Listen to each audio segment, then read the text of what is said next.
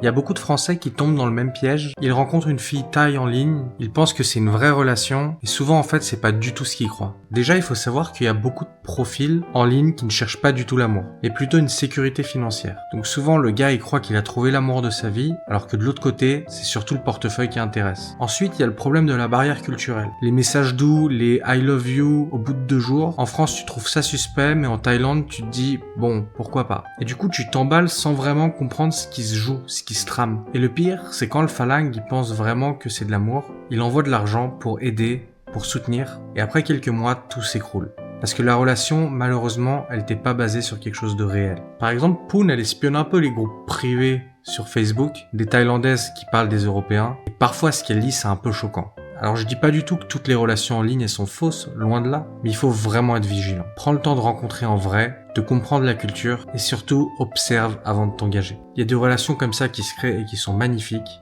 mais voilà, attention. Si tu veux plus de conseils sur des relations franco-thaï, abonne-toi et dis-moi si toi aussi t'as déjà entendu parler d'histoires comme ça.